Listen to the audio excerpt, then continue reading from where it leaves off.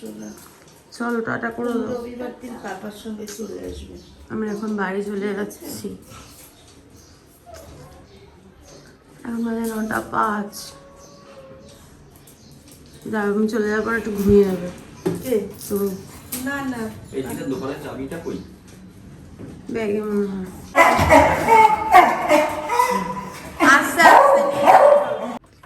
Good morning, সুপ্রভাত। বাড়ি চলে এসেছি। মার মন একদম ভালো নেই, আমরা চলে এসেছি। সিনটির মনও ভালো নেই। আর কাকু আমাদের যেহেতু ওই বাড়িও ছিল না, দুধ ওই বাড়িতেই দিয়ে এসছে। আর দুটো কচুরি ছিল, সেটা আমি বের করে রেখেছি। সিনটির জন্য খাবার করবো, তাই পিডিয়াশিওরটা করার জন্য দুধটা গরম বসিয়ে দিলাম। Good morning, welcome to our channel. আশা করি দর্শক ভালো আছো, আমি খুব ভালো আছি। বাজে এখন 10:40, 35, একটা ঘড়িতে 35, একটা ঘড়িতে 40, জানি না পারফেক্ট টাইম কোনটা। আজকে রান্নাঘর থেকে ব্লগটা শুরু করছি। মার মন খারাপ করে আমরা চলে এসেছি সকাল সকাল বাড়িতে।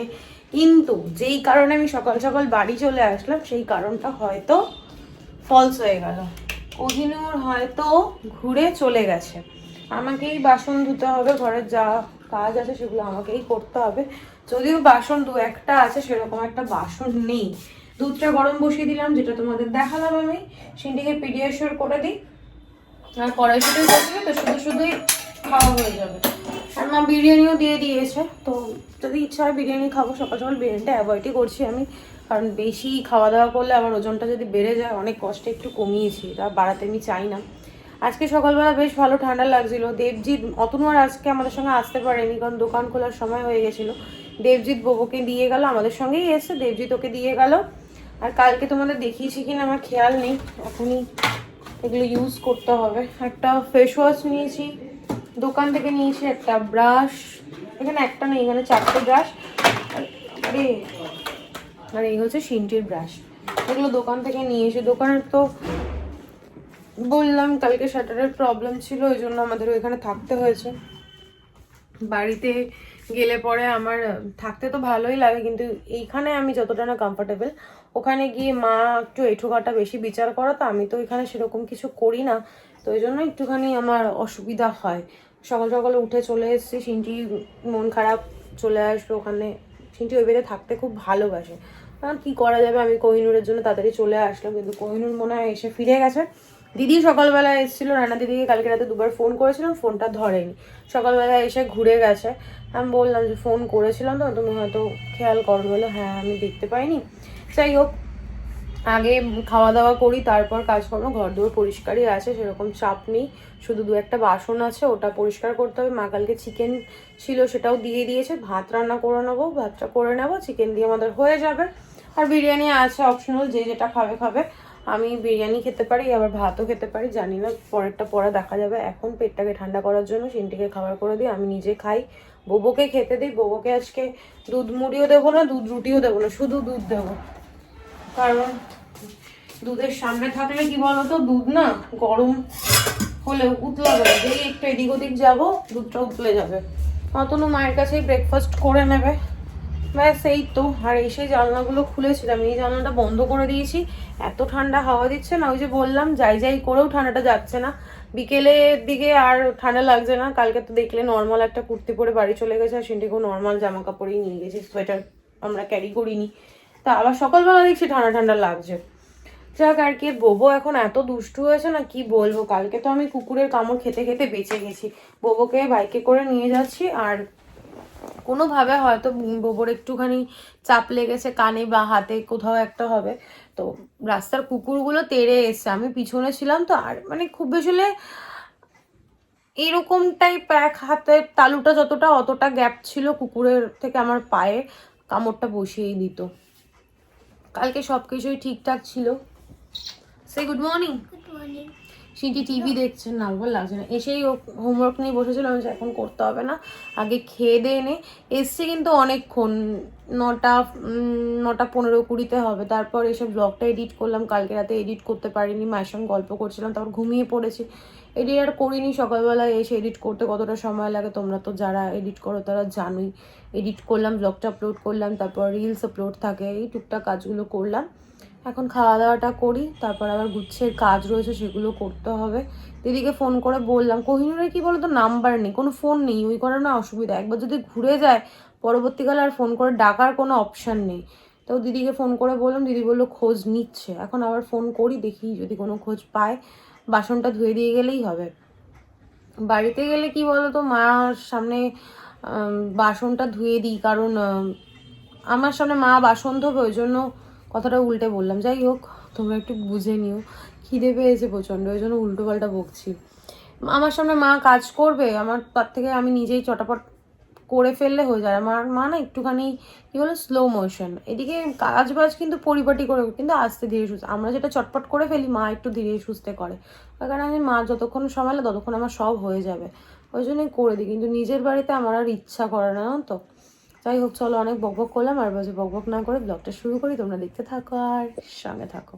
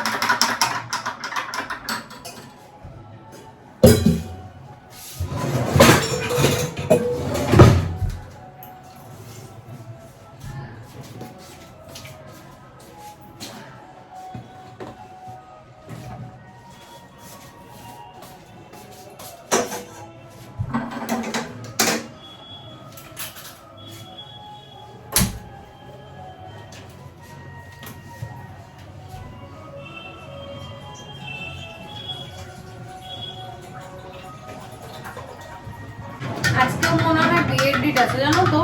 আমাদের না এর মধ্যে একদিন বিয়ে বাড়ি ছিল, হ্যাঁ 4 তারিখ মনে হয়, আমার ঠিক ডেটটা খেয়াল নেই। যাই হোক, ফেব্রুয়ারির প্রথম দিকে বিয়ে বাড়িটা ছিল। তোমরা শুনতে পাচ্ছ কিনা কে জানে, মিস করে গেছি, পরে মনে পড়েছে। বিয়ে বাড়ি চলে গেছে, তারপর মনে পড়েছে যে আমার তো বিয়ে বাড়ি ছিল। কি অবস্থা বলো, এলো দেখি শুরু হয়ে গেছে।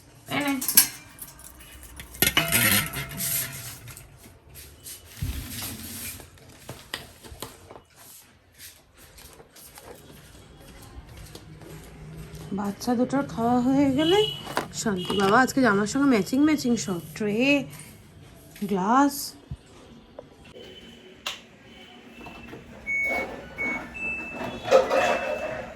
বাজে এখন 12টা 5। আমার খুশির আর সীমা নেই। এই কারণেই বললাম, কোহিনুর দিয়ে একবার এসেছিল সকালবেলা 8টার সময় আসার কথা, এসে যথারীতি ঘুরে গেছে, আবার 10টা নাগাদ এসছে, এসে কাজকর্মগুলো করে দিচ্ছে। বাবা আমার যে কি শান্তি জানো না। বাসন মাজা হয়ে গেছে, ঠাকুর বাসন ধোয়া হয়ে গেছে, এখন বাথরুমটা পরিষ্কার করছে, আমারও এদিকে সব কাজ হয়ে গেছে। শুধু দিদি ঘর মুছে বেরোলে আমি ডাস্টিংটা করে স্নানটা করে নেবো। বসে সময় নষ্ট করবো না, কারণ আমার ব্লগও আপলোড হয়ে গেছে, ওদিকে টুকটাক যে কাজগুলো থাকে ফোনে সেই কাজগুলো আমার কমপ্লিট হয়ে গেছে। যেমন মেসেজ চেক করতে হয়, রিলস আপলোড করতে হয়। গামছাটা হাতে নিয়ে ঘুরছি। সিঙ্কি স্নান টান করে হোমওয়ার্ক নিয়ে বসলো। আর এটাকে না এই দেখো বেঁধে রেখেছি। দিদি একটু ভয় পায়, পুরোটা ভয় পায় না, একটু ভয় পায়। ঠাকুরের বাসন ধোয়া হয়ে গেছে, বাসনপত্র ধুয়ে দিয়েছে, গুছিয়ে রেখেছি, চাল ধুয়ে রেখেছি এখানে। দেখো 2টো ডিম সেদ্ধ দিয়ে চালটা ধুয়ে রেখেছি। ভেবেছিলাম কালকে যে চিকেন পাঠিয়েছে মা, সেই চিকেন আর সেদ্ধ ভাত করলেই হয়ে যাবে, ডিম সেদ্ধ দিয়ে ভাতটা করলে হয়ে যাবে। মা আবার ফোন করে বললো খাবার পাঠিয়ে দেবে, ব্যাস তাহলে তো আর কোনো চিন্তাই নেই, খাওয়া দাওয়া হয়ে যাবে। এদিকে নিশ্চিন্ত, কাজবাজ হয়ে গেছে, সেদিকেও নিশ্চিন্ত। এখন নিজের মতো করে কাজগুলো করে নিলেই হয়ে যাবে। এতক্ষণ মায়ের সঙ্গে কথা বলছিলাম, আমার শাশুড়ি মা আবার মাকে ফোন করলো, ওই জন্য বললাম তুমি তাহলে কথা বলো, আমি এবার একটু বসি। সকাল থেকে না মানে বাড়ি এসে যেই দেরি আসছে না, আমার একটা টেনশন হচ্ছিল, তারপর সব ঠিক হয়ে গেছে। চলো পরে দেখা হচ্ছে। বাজে এখন 3:20। আজকে অনেক তাড়াতাড়ি কাজকর্ম কমপ্লিট হয়ে গেছে। দোকান থেকে আসার সময় দুনো মায়ের কাছে খাবার দাবার নিয়ে এসছে, এখন লাঞ্চ করব। ও স্নানে যাচ্ছে, ও স্নান টান করে পুজো দেবে, কিন্তু আমার প্রচন্ড খিদে পেয়ে গেছে। ভাত খাইনি কাল থেকে, ভাতের নেশা, সরি, ভাতের একটা আলাদাই নেশা মানে আমার আছে। ততক্ষণ না ভাতটা পেটে পড়ে আমার শান্তি হবে না। এখন আমি আর সিন্টি লাঞ্চ করে নেবো, ও এসে তারপর ওর মতো করে নিয়ে ও লাঞ্চ করে নেবে। আমাদের মধ্যে না এই জিনিসটা খুব মানে ভালো, যে কাউকে কারোর জন্য ওয়েট করতো, যখন যার খিদে পায় সে তখন নিয়ে খায়। আছে না কিছু কিছু বাড়িতে যে যতক্ষণ না হাজবেন্ডকে খেতে দেবো ততক্ষণ খাবো না, এরকম একটা ব্যাপার থাকে। ও আমাকে বলে তোমার যখন খিদে পাবে তুমি খেয়ে নেবে, আমার যখন খিদে পাবে আমি তখন নিয়ে খেয়ে নেবো। কখনো কারোর জন্য ওয়েট করবে না, কারণ শরীর খারাপ যখন করবে না তখন আমাকে সেই কাজ ফেলে এসে তোমায় দেখতে হবে, তোমারও হাতের কাজ ফেলে আমাকে দেখতে হবে। তো তার কারণ নিজের শরীরের খেয়াল নিজে প্রথমে রাখবে। তুমি ঠিক থাকলে তবেই আমাকে দেখতে পারবে, আর আমি ঠিক থাকলে তবেই তোমাকে দেখতে পাবো। ওই জন্য ওয়েট করার ব্যাপারটা আমাদের মধ্যে নেই। যখনই আসো, শুধু রাত্রেবেলাটা আমরা একসাথে খাই, সকালবেলাটা খাই না, কারণ রাত্রেবেলা সন্ধ্যাবেলা দুজনেই টিফিন করি তো টুকটাক, তো পেটটা ভর্তি থাকে।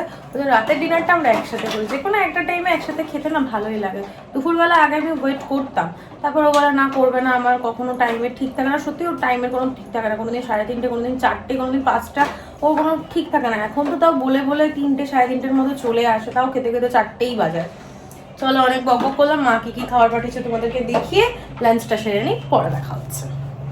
ফুলকপি আলু ভাজা, সিন্টির জন্য আমুদি মাছ ভাজা, যদিও আমরা আমুদি মাছটা আমি ভালো খাই না। এখানে চিংড়ি মাছ দিয়ে, তারপর আলু দিয়ে, বেগুন দিয়ে একটা তরকারি পাঠিয়েছে, আর নিচে হচ্ছে ডাল। তরকারিটা কি সুন্দর দেখতে হয়েছে না, দেখেই আমার খিদে পেয়ে যাচ্ছে। এমনিই খিদে পেয়েছে, খিদেটা আরো বেড়ে যাচ্ছে। চলো খেয়ে নিই এবার ফটাফট। বাজে এখন 9:30। আমি আর সিন্টি রেডি হয়েছি, এখন যাব ওই বাড়িতে, আমার শাশুড়ি মার দোকানে যাব, তারপর মায়ের সঙ্গে দেখা করে তারপর বাড়ি আসবো। ভালো লাগছে না ঘরে থাকতে, কেন জানি না, আজকে আমার একটু বেরোতে ইচ্ছা করলো, তাই বেরোই। তোমাদের সঙ্গে অনেকক্ষণ পর আবার দেখা হলো, লম্বা চওড়া একটা ঘুম দিয়ে নিয়েছি, এখন আর বকবক করবো না, বেরোই। প্রত্যেক দিনে আমার এই একটাই প্রবলেম হয় জানো তো, যাওয়ার সময় আমি ক্যামেরা অন করি, তোমাদের সঙ্গে ঠিকঠাকভাবে কথা বলি না, আর লেট হয়ে যায়। তারপর সোনালির সাথে কথা বলছিলাম, ওই জন্য আরও লেট হয়ে গেছে। চলো এখন বেরোনো যাক, মাও ফোন করছে। এটা আমার বহুত দিনের মাছ। সিজন হয়ে ভালো এটা। হ্যাঁ, বহুত দিনের মাছ এটা। দেখো আমার শাশুড়ি মার বিড়ালটা ঝিলমিলের কি অবস্থা, একটু নড়তে চড়তে পারছে না বেচারা, এত ঠান্ডা লেগেছে।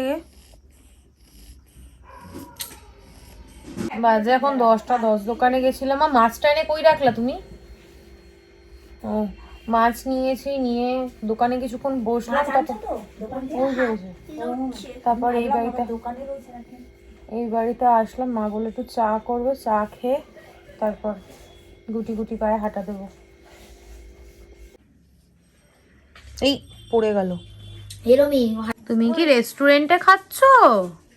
কাঁটা চামচ নিয়েছে আবার, স্পুন ফোক দুটোই নিয়েছে পাগলি। কলার পাতা কলা। হ্যাঁ, এগুলো কি মেলা দিয়ে নিয়েছো? বাজে এখন 11টা 15। হয়তো মনে হচ্ছে বাইকটা খারাপ হয়ে গেছে, আমার খেয়ালই ছিল না। এখন হাঁটতে হাঁটতে বাড়ি যেতে হচ্ছে, তাহলে আমি ওই বাড়িতে এতক্ষণ বসতামই না, ছোটো করে বাড়ি চলে যেতাম।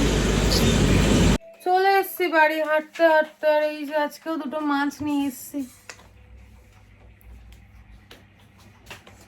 অ্যাকোরিয়ামে রেখে তারপর তোমাদের দেখাচ্ছি। কালকেও 3টে নিয়ে এসেছি, তোমাদেরকে দেখাতেই আমি ভুলে গেছি।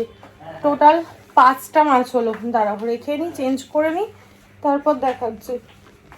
আমি যদি জানতাম না হাঁটতে হাঁটতে আসতে হবে, আমি চলে আসতাম না, তো আগেই টোটো করে। আমি না হাঁটতে একদম পারি না, হাঁটলে পরে আমার পায়ে হাঁটুর নিচটা না খুব ব্যথা করে, কামড়ে, একদমই হাঁটতে পারি না। বৈষ্ণব দেবীতে যখন হেঁটে উঠেছিলাম, তারপর মানে কয়েকদিন আমার এত পায়ে যন্ত্রণা ছিল, মানে বলার বাইরে।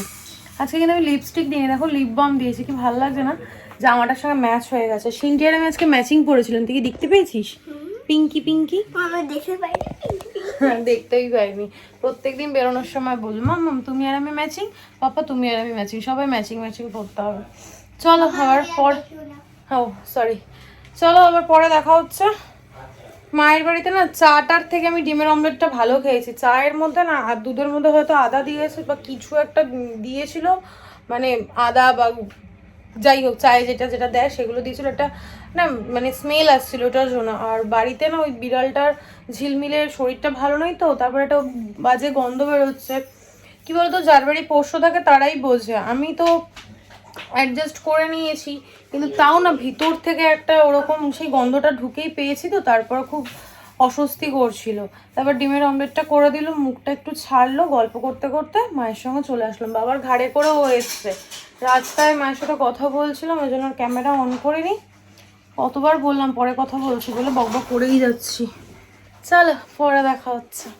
দেখো বাবা আর মেয়ে দুজনে মন দিয়ে মাছ দেখছো। অতনু কি দেখছে অ্যাকোরিয়ামে মাছ? কি গো কি দেখছো তুমি মন দিয়ে? ওঠো।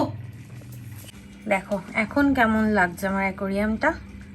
আজকের মাছটা হচ্ছে সবচেয়ে বড়। এই যে সামনে মাছটা ঘুরছে, এই মাছটা আজকে নিয়ে এসেছি। আর ওই ছোট্ট ছোট্ট মাছগুলো, ওই মাছগুলো বলতে পারবো না কোনটা আজকে এনেছি। এই মাছটা কি ভাল লাগছে না দেখতে।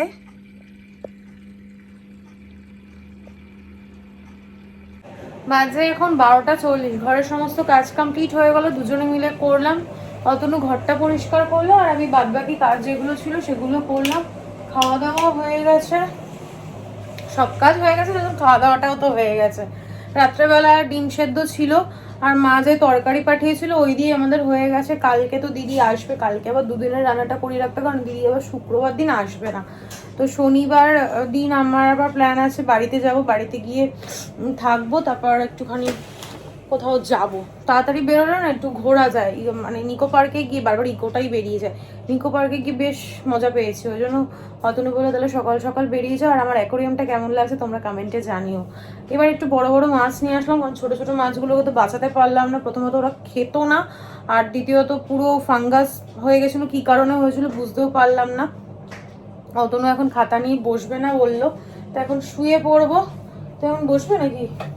বসবে না, তো শুয়ে পড়বো, এখন আর কোনো কাজ নেই। কি করছো? এই দেখো এক্ষুনি আমার পায়ে লাগতো, এটা এরকমই পড়ে যায়। আমাদের বক্স কাটে না এই পাল্লাটা একটু প্রবলেম, একটা কাপড় দিয়ে নাও নাহলে পুরোটা নোংরা হয়ে যাবে। কি বলতে গেছিলাম, বক্স কাটের এই পাল্লাটা না এরকমই হয় জানো তো, হুটহাট পড়ে যায়। এখন বউকে নিয়ে আসবো, ওখানেই আছে ওই যে কাপড়, এমনি মানে গেঞ্জি। ওর কাপড়টা ধোয়া শুকিয়ে গেছে তো, চাদরটা বিছানার ওর যে ছোটো চাদর ওখানেই আছে, দেখো বের করো, ওখানেই আছে। হ্যাঁ ওই তো। তোর বাবার বুদ্ধি দেখ, নীল রংটা দেয়, এইটা দেবে, এইটা দিলে পরে তোমার নোংরাটা বোঝা যায় না। আর এই যে মহারানী আমার জন্য ওয়েট করছে, শোবো তখনই ও শোবে। ব্যাস আর কি, আর তো কিছু করার নেই। আজকের মতো এখানেই শেষ সব কাজ কর্ম বলো। চুলটা আজকে বেশ ভালো লাগছে, একটু বাউন্সি লাগছে।